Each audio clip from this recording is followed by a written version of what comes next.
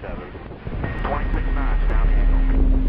106, an interval with a rhino at 5.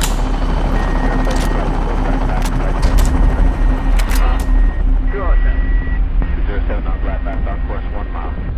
Good. In mid-May 2015, a group of British troops from the S.A.S. were flown from their base in Iraq to a secluded area in the east of Syria.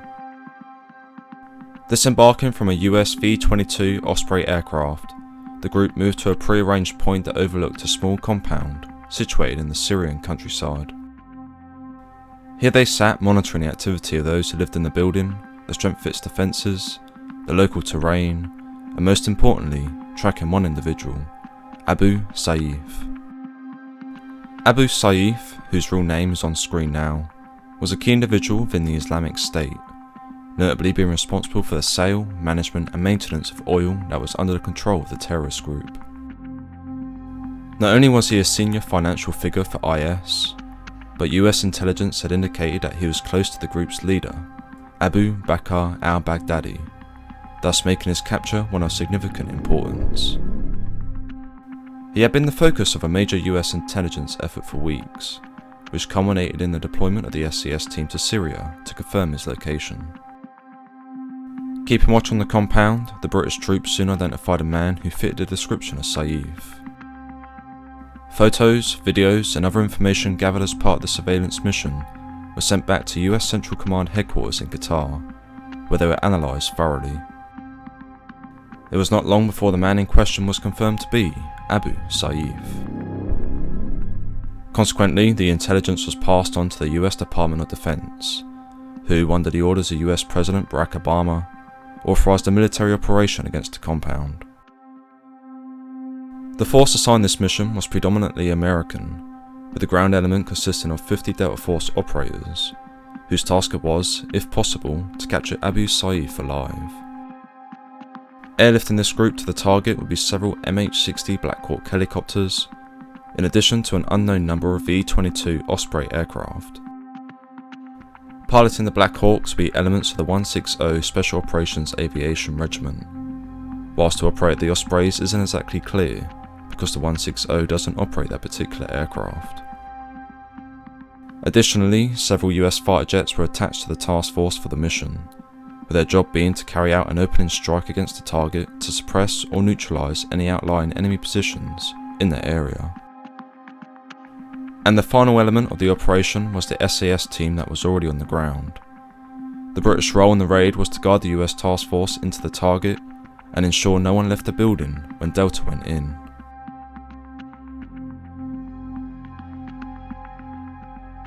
Just after 2300 on the 15th of May 2015, the Delta operators began boarding their Black Hawk and Osprey aircraft at the Kurdish capital of Erbil in northern Iraq. Taken off, the task group flew southwest for 230 miles, crossing the Iraqi border and into eastern Syria. At the head of the force were the US fighter jets, which, guided into the target by the S.A.S. surveillance team, carried out a preliminary strafing run on the compound. An assessment by the Syrian Observatory for Human Rights later noted that the jets killed a total of 19 IS fighters during their opening attack.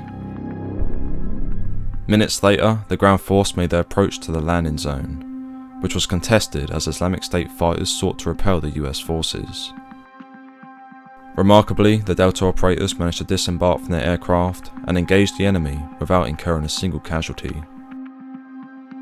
In the ensuing firefight, the American troops accounted for at least 2 enemy killed and several more wounded. Advancing forward, the assault teams from Delta Force got into position to storm the compound, while several others set up a cordon around it. Breaching their way into the building, the US troops encountered several more IS fighters, who, reports later stated, used women and children as human shields. Precise fire by the men at Delta meant no civilians were killed or wounded during the operation. Meanwhile, as one team cleared the ground floor, another worked its way to the second, which was found to be largely clear of enemy troops besides one room, from which chatter could be heard from. Forcing their way into the room, the Delta operators came face to face with Abu Saif, in addition to 2 women, one of whom was his wife, Nasrin Assad Ibrahim.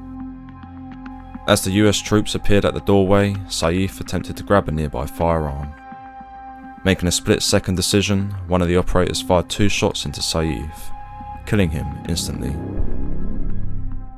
As the terror leader dropped to the floor, the US troops moved in to arrest Nasrin and identify the other woman, who was discovered to be a Yazidi teenager being held captive as a slave by the Islamic State.